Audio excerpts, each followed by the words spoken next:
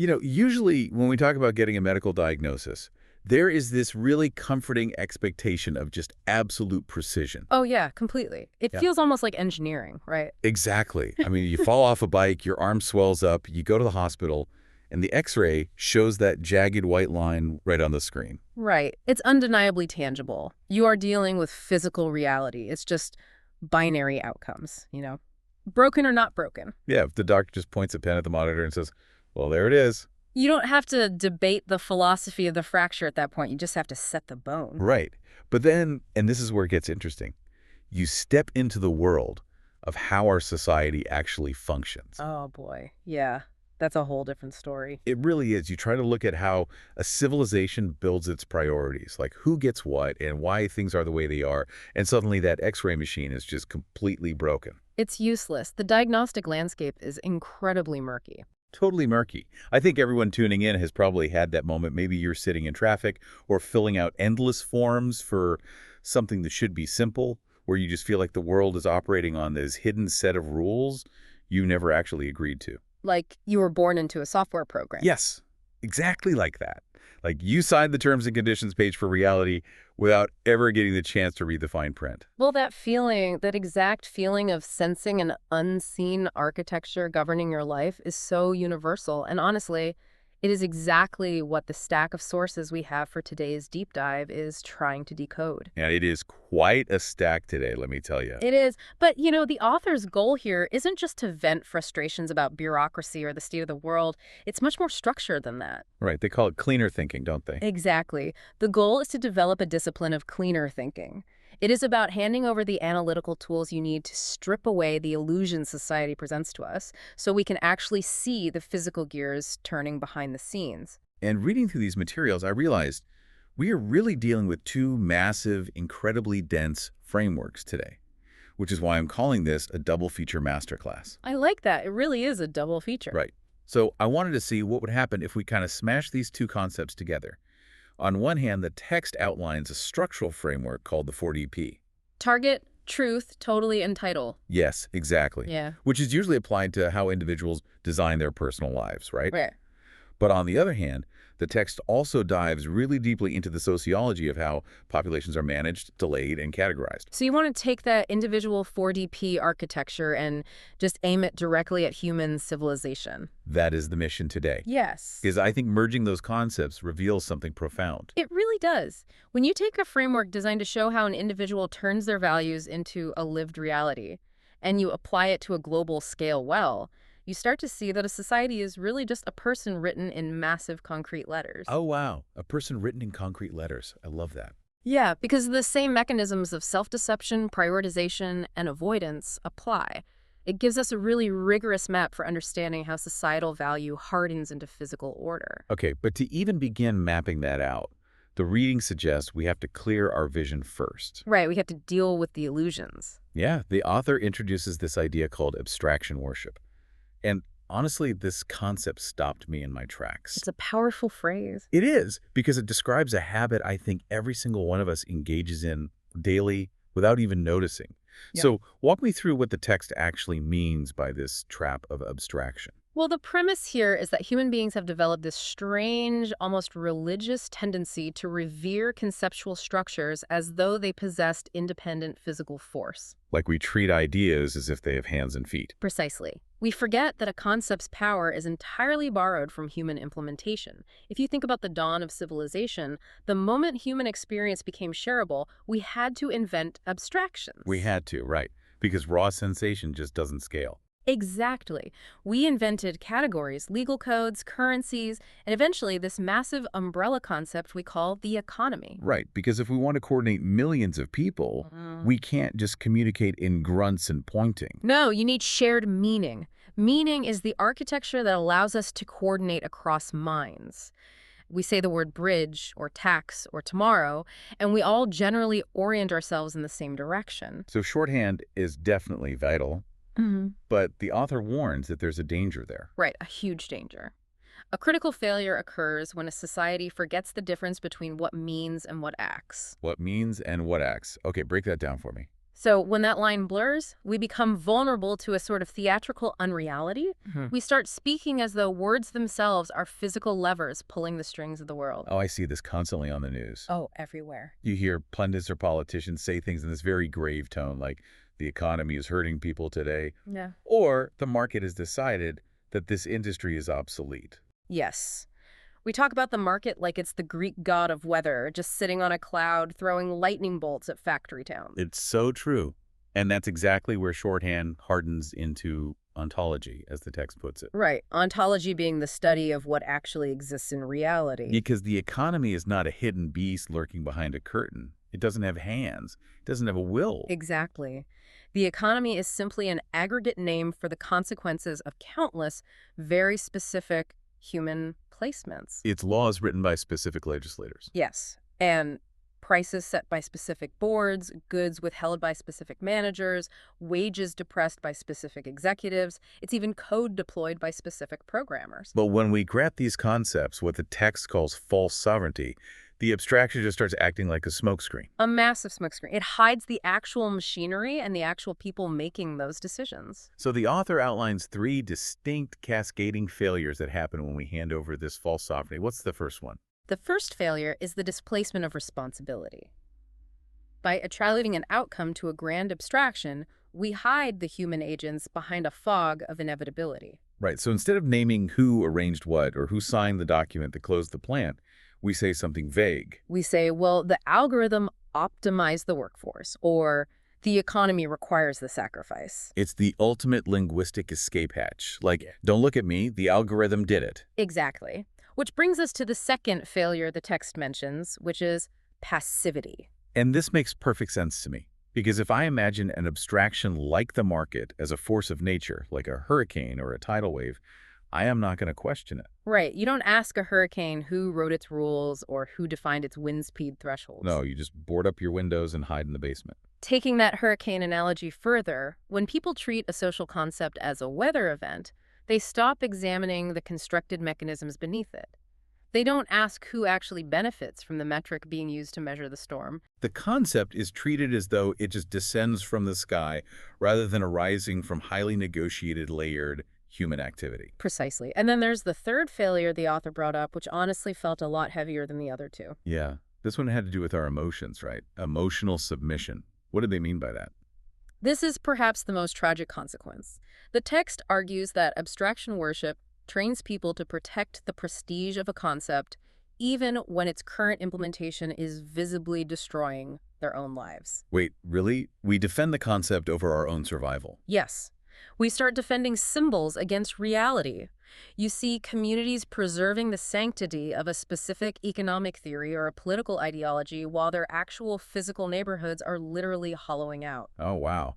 So we defend the idea of efficiency, while the lived reality of that efficiency makes daily life unlivable for the exact people defending it. Exactly. The abstraction is no longer a tool serving human thought. It has become a master dominating it. We build this conceptual throne, and then human beings just volunteer to be its ceremonial servants. That is so wild to think about. We confuse interpretive centrality with material sovereignty, as the author puts it. That's the exact phrase.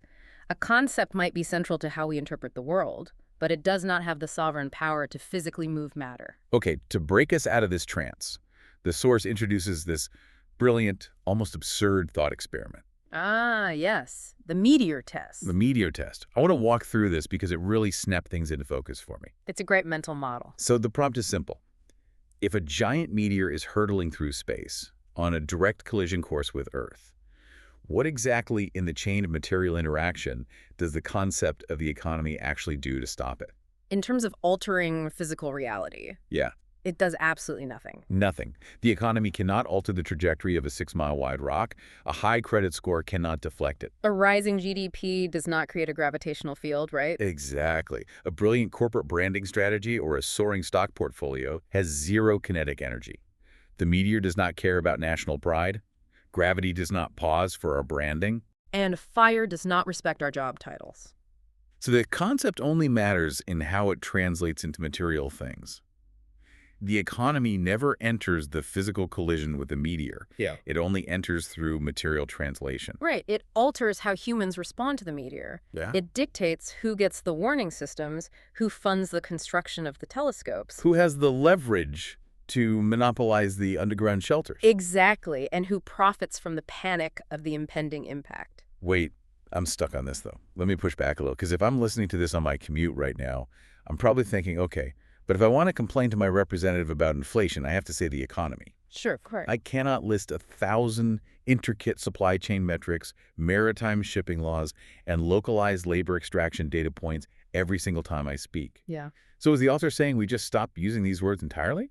Because that seems impossible. The author actually anticipates that exact friction. The issue is not the use of the concept. The issue is the worship of it. Ah, okay. The word. Shorthand is necessary, but the discipline of separating the symbolic from the operational is what the author calls emancipatory. So applying the meteor test just forces the mind to constantly locate that boundary. Exactly. It forces you to ask, where does the abstraction end and the machinery begin? Where does the word end and where does the physical consequence start? It strips the false divinity away from the buzzwords. And once you strip away that false divinity, the machinery is forced back into the light. The economy resolves back into tangible things, contracts, land use, energy grids, and debt structures. And here is the crucial payoff, right? Once that machinery is visible, redesign becomes imaginable. That is the whole point. We restore ontology. We recognize the vital difference between a shared idea that coordinates human behavior and the physical actions that actually collide with the world. Modern people might not need fewer concepts, but we desperately need exact awareness of where our concepts end and reality begins. Right. And you said it perfectly. Once the machinery is visible, redesign becomes imaginable. Which is the perfect bridge to this architectural mapping we want to do for the masterclass part of this deep dive. Let's get into it. The 4DP. Right. If abstractions don't act, human priorities do. So how does a society actually build its priorities? The sources offer this framework: target, truth, totally, and title. Let's aim this at the surface architecture of civilization. Let's do it. So, if we look at a society, how do we identify its target? Well, in personal architecture, the target is your goal, right? It's where you are aiming your energy. Mapped to a society, the text argues that a civilization's target is entirely visible in its built environment. In the buildings and roads. Exactly. We often imagine society in the wrong order. We picture a civilization existing as this broad, neutral outline, like a blank map, which only later develops political priorities to fill in the gaps. But the author is saying the concrete isn't neutral at all. Construction is selective from the very start. Every poured foundation, every zone district, every laid cable contains emphasis. Roads are placed here rather than there. Right. Schools receive a specific tax base in one zip code, and a fraction of that in another. So if I'm looking at a city map, and I see one neighborhood designed with massive tree canopies, wide sidewalks, and easy access to fresh groceries. Yeah. And then 3 miles away, another neighborhood is essentially a concrete grid of transit deserts, check cashing places, and industrial runoff. The text is arguing that isn't just a municipal whoops. Far from it. The text insists these disparities are not secondary features or mere imperfections lingering on the edge of a coherent social order. The order. Exactly. An inaccessible courthouse with no ramp, a neighborhood with no bus lines, a neglected water system. These are not mistakes. They are the physical evidence of what the order was willing to place later. Oh, wow. The built world, as the author states, is simply yesterday's hierarchy of concern made durable. Yesterday's hierarchy of concern made durable. That is profound.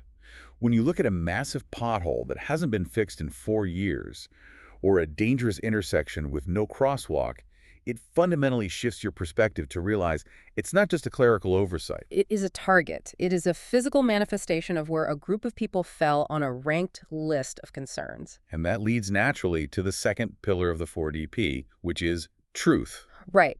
If the built environment shows us what society aimed at yesterday, how do we know what it actually cares about today? Because in personal architecture, truth is what you actually believe, not what you claim to value. Exactly. And societally, institutions claim to care about everything. Every press release is full of concern. We value our community. We value the environment, on and on. But the source material gives a very sharp metric for measuring societal truth, doesn't it? It does. Urgency. Urgency. Because it's very easy to put out a statement saying, We are deeply committed to solving this crisis. But the actual truth of that commitment is measured by the speed of the response. Yeah, the text provides an incredibly deep analysis of how institutions use constraint versus how they respond to necessity. Right. If you interact with any bureaucratic structure, you are constantly met with a very composed, managerial tone telling you about constraints. We can't do everything. Resources are finite. The budget is tight. The timeline is fixed, which honestly sounds incredibly reasonable on the surface. We all have budgets. We know money doesn't grow on trees. Limits are objectively real, yes. But the author points out that necessity is regularly exaggerated to protect old orderings from moral scrutiny. Wait, exaggerated how? Well, if you look closely at history, whenever a recognized center of societal value is truly threatened, those supposedly ironclad constraints just evaporate. Oh, this makes me think of major historical crises. Yeah. Think about the global financial crash or the sudden onset of a pandemic. Exactly. For decades, advocates might argue for a specific program, and they are told it's mathematically impossible. The budget cannot handle it. It would take 10 years to study the logistics. And then a crisis hits that threatens the core of the established order. And suddenly, impossibilities vanish. Trillions of dollars materialize over a weekend. Procedures that take years are accelerated into weeks. Rules bend. The calendar compresses. What was debated as too complex becomes entirely possible once the object is admitted into the sphere of things that a society decides simply cannot be permitted to wait. It proves that limits aren't just objective mathematical facts. They are highly interpreted. It is about whose pain is being asked to absorb that limit. Right. When the pain hits the right demographic or the right financial sector, the urgency is immediate. So what a society acts on with urgency, that is its unvarnished truth. That's its truth, which brings us to the third pillar, totally. In the personal framework, this asks about your degree of commitment. Are you totally all in, or are you hedging? And societally, the author looks at the inverse. How does the system show it is not totally committed to certain populations? And the answer the text gives is delay. Yes. The author is unequivocal here. Delay is not empty time. Delay is ethical time. I was trying to visualize what ethical time looks like, and the best analogy I could come up with is a triage nurse in a hospital emergency room. Okay, let's hear it. Imagine you walk into the ER holding your severely injured arm, right? But the nurse doesn't look at the bone sticking out. Instead, the nurse looks at your societal rank. Oh, wow. They check your zip code, your tax bracket, your administrative category, and based on that, they say, take a seat. We need you to fill out these 40 pages of eligibility forms, and we'll process them in 3 to 6 months. That triage analogy captures the dynamic perfectly. Waiting in an administrative maze is not a neutral holding pattern. It's active sorting. Having to prove your eligibility over and over, dealing with lost paperwork, resubmissions, and endless hours on hold with a government agency that is a mechanism of sorting. It is how a system communicates, without ever having to say it openly, that your burden can continue longer without disturbing the recognized order. And the toll of that waiting is devastating. It's not just boredom. If you are waiting 6 months for housing assistance, that is 6 months of developmental instability for a child. If a community is waiting 5 years for a toxic cleanup, that is 5 years of cellular damage. Delay is not the absence of action. Delay is a profound form of action. Urgency functions as a moral currency. A society reveals its karma. Total commitment, not merely by who it eventually helps, but by how long it permits some people to remain in avoidable contact with preventable harm. A person whose emergency is handled rapidly inhabits one reality. A person who must remain in a state of suspended legibility for years inhabits an entirely different world, even if they live in the same exact city. That is so heavy. Permitted to remain in avoidable contact with preventable harm. Which brings us to the final pillar of the 4DP title. Title. So personally, title is the identity or story we tell ourselves about who we are. Societally, how does a civilization title its actions? How does it explain this delay and this sorting to itself without feeling like the villain? The source calls this the politeness of harm. The politeness of harm. Tell me about that. This is where that managerial tone becomes a vital tool of statecraft. Institutions do not say, we have decided your suffering is not important. Right. They use words like prioritization. Exactly. Prioritization. It is a word that sounds mature, composed, and efficient. It carries an aura of responsible adulthood. But the author warns that this sophisticated aura softens our perception of what prioritization actually requires in physical space. Because you can't have a priority without a posteriority. Right. If there's a top of the list, there has to be a bottom. Every serious prioritization creates a corresponding field of what the text calls tolerated diminishment. Tolerated diminishment. If you rank something first, you are actively choosing to answer something else later, with less energy, less capital, and less protection. Yet institutions almost never speak in the vocabulary of tolerated diminishment. No, never. Instead of saying some losses have been judged more bearable than others, they release memos stating they are setting strategic priorities. Instead of saying a specific demographic is being asked to absorb structural strain, they announce that resources are constrained. It is polite language doing brutal work. You can injure people profoundly, the text suggests, while speaking entirely in the voice of prudent allocation. That's how society titles its violence. It hides the hierarchy in the routine ordering of who is permitted to keep waiting. When you synthesize those four pillars, you have a complete diagnostic of a civilization's hidden architecture. Let's recap that real quick. Its target is its selective built environment. Its truth is revealed by the speed of its urgency. Its total commitment or lack thereof is measured by the ethical time of delay. And its title is the polite administrative language that masks the diminishment of human beings. But here's the thing that really bothers me about all this. What's that? If this architecture is so clear when we break it down like this, why don't we notice it? How does this constructed reality become so deeply normalized that we just accept the potholes, the waiting rooms, and the polite language as just the way the world works? And that brings us to the second major concept from the reading in part 2 of our masterclass here, linear reality deduction. Linear reality deduction. I had to read this section a few times, honestly. Walk me through exactly what this means. Sure. So linear reality deduction describes a very specific psychological vulnerability that we all have. It is the mind's tendency to deduce the overarching laws of reality based purely on repetitive exposure to a sequence. Okay, so essentially, if we see a man-made pattern repeat often enough, our brains just stop categorizing it as a choice made by human beings and start categorizing it as a universal law of nature. Precisely. Priorities are most powerful when they cease to feel like priorities at all. Think about the concept of the 40-hour work week or the daily commute. Right. At some point, these were negotiated, contested human arrangements, but repeat them across a few generations and they harden into common sense. The original moral architecture just disappears from view. Wait, I'm stuck on this again. Let me jump in here. Yeah. If I live in this system, isn't adapting to my environment just a fundamental human survival skill? Like, if I live in a neighborhood with terrible public transit, I don't sit around protesting the architecture every single morning. I buy a cheap car, or I learn to wake up 2 hours earlier to catch the 3 buses I need. Right, you adapt. I adapt to survive.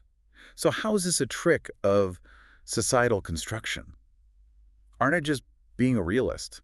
It's a great question. The author provides a really fascinating analogy to untangle that exact friction. Adapting to survive is completely necessary, but the trap of linear reality deduction is analogous to confusing a dictionary with language itself. Okay, unpack that dictionary analogy for me. Think about a dictionary. It is a massive catalog of all the words currently recognized, prioritized, and defined by a culture. When people look at the currently cataloged inventory of societal priorities, the dictionary of their civilization, they often mistake it for the total horizon of possibility. Like, if it's not in the book, it can't be spoken. Exactly. But they forget that new words are coined every single day. Language is infinite. The dictionary is just a snapshot of yesterday's usage. Because experience outruns old lexicons. We invent new words because we need to describe new realities. Similarly, new societal priorities can be built because justice and human need outrun old arrangements. Just because an ordering like your neighborhood with terrible transit has become deeply familiar does not make it metaphysically necessary. Just means the repetition of that neglect has been highly effective. Exactly. Adapting to the transit desert is survival, but believing the transit desert is a permanent law of nature. That is the trap of linear reality deduction. Oh, that makes so much sense. Recognizing that trick is like pulling back the curtain. It Yeah. restores contingency where power had installed inevitability. Right. It proves that what feels normal is really just yesterday's victory of ranked concern, repeated over and over until fatigue replaced protest. Until fatigue replaced protest. Wow. And to maintain that feeling of normalcy, the system relies heavily on the management of visibility. Yes. This is the final major piece of the societal puzzle in the sources. Priorities don't just distribute concrete and money, they distribute recognized seriousness. Recognize seriousness. The text calls this lexical gatekeeping, right? Yes, lexical gatekeeping. We have this deep-seated false belief that reality only begins when official institutions recognize it. But a wound isn't born when a government report finally defines it. The injury was already there. Society often confuses bureaucratic recognition with reality itself. Harm can structure a person's life for decades before institutions finally find an acceptable administrative term to describe it. And this management of visibility controls what is allowed to appear central, urgent, and undeniably human versus what remains dim, abstract, and easy to defer. I found the contrast the author draws between full sentences and flattened categories incredibly moving here. Me too. When we use full sentences, rich description, we grant reality. If you describe a factory dumping toxic waste into the creek behind an elementary school, and you describe the smell of the water and the specific cough the children develop, you are using emotionally precise, textured language. It keeps their personhood intact. It demands a response. But flattened description does the exact opposite. Language in this context is not decorative at all.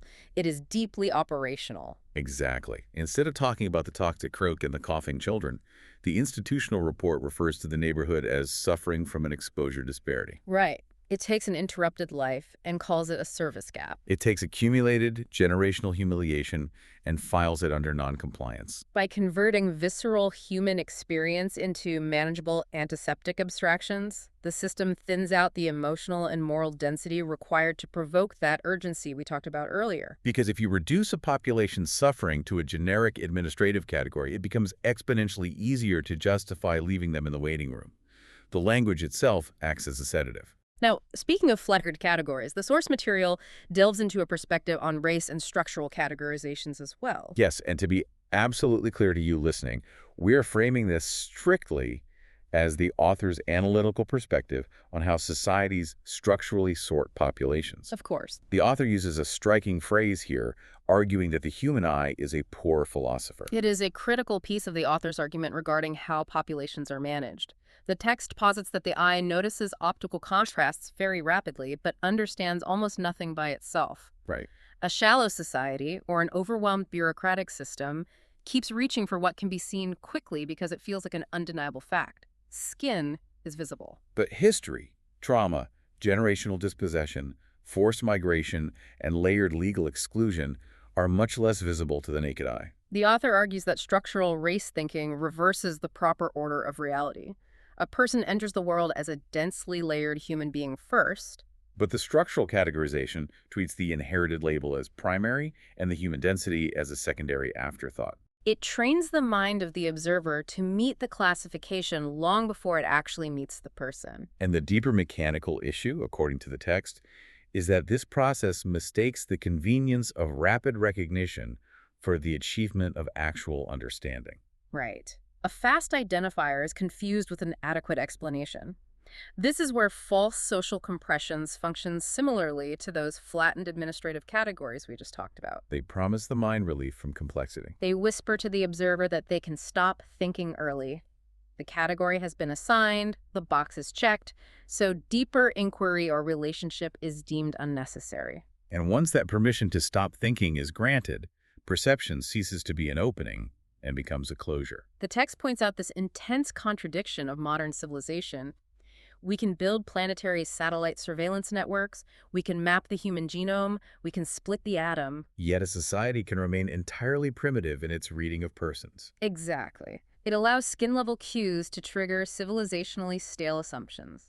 So to reclaim function from this primitive reading, the author argues for a specific set of disciplines. First, refusing the comfort of false compression. Second, tracing material arrangement, meaning if outcomes are wildly unequal, we must look at how the environmental and legal conditions were historically arranged, rather than lazily assigning those differences to nature or character. And third, restoring personhood through rich description where the category tried to erase it. The text insists these are not merely ornamental moral gestures. No, they are absolute prerequisites for accurate thought. So after diving down this massive rabbit hole, where does this leave us? I mean, we've stripped the false divinity away from abstractions like the economy. We've mapped how society aims its target, reveals its truth through urgency, shows its lack of total commitment through delay, and titles its harm politely. We've covered a lot of ground. We really have. We've seen how linear reality deduction tricks us into thinking it's all natural, and how flattened language hides the human cost. Now that we can actually see the matrix, how do we operate within it without just despairing? Well, we return to the individual application of the sources. We take the 4DP back from the societal level and apply it internally. Okay, so bring it back to the self. Yes, we must become what the text calls the architect of our own meaning. Because if you don't actively design your own meaning, society is more than happy to hand you a flattened category and tell you to live inside it. Precisely. And reclaiming that architecture requires engaging what the text refers to as the metamind. The meta-mind, what is that exactly? The metamind is the quiet observer beneath the surface noise of your daily panic. It is the intelligence that can step back, notice the patterns of linear reality deduction in your own life, question the scripts you've inherited, and actively redesign the layers above. That sounds like it takes a lot of work. It requires a grueling amount of what the author calls radical self-honesty. You have to catch your own defense mechanisms. Like the ways you rationalize delay in your own life, or use polite language to hide your own failures to act. Exactly. Because you can't build a new architecture on a foundation of self-deception. If you are lying to yourself about where your starting line is, every directional step you take will be wrong. Right. True alignment, the text suggests, requires synchronizing three distinct layers. First, alignment with self, being ruthlessly honest about your inner truth and your bodily signals. Second, alignment with reality, respecting the objective environmental facts and constraints around you without exaggerating them out of fear. And third, alignment with the field, sensing the unseen current, the flow of timing and opportunity. When those three layers synchronize, a profound shift occurs. You move from being a reactive entity constantly adjusting to the external expectations and artificial urgency of society to a responsive, autonomous system. Your principles hold the center. Yes. You stop letting society's flattened categories dictate your title. You stop letting its ethical time and bureaucratic delays dictate your target. You apply the meteor test to the fears and abstract concepts that try to dominate your own mind. You insist on causal honesty. If we synthesize this entire double feature, the core message is striking in its symmetry. Societal priorities and personal priorities are constructed from the exact same architecture. They are both fundamentally about how invisible value is translated into physical order. The only difference is scale. By understanding the massive gears of how society constructs its reality, you gain the precise tools to deconstruct it. And, more importantly, the power to construct your own. You reclaim your agency from the abstractions. It's a total paradigm shift. It really is. It's like we started this conversation staring at a muddy river, and over the last hour, we've managed to filter the water until we can see the stones at the bottom. We've cracked open the source code. I think we have. But the most important part of this deep dive isn't just seeing the architecture out there in the world. It's realizing you have the exact same tools in your own hands.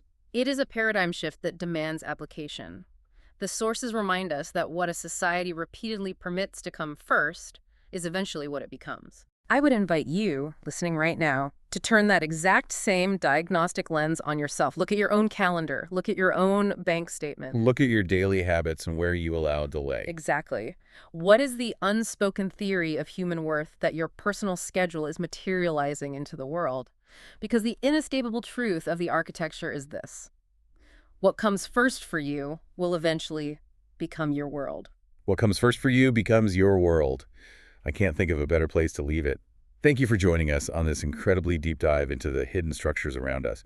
Keep questioning the built environment, refuse to let abstractions do your thinking for you, and most importantly, keep building your own meaning.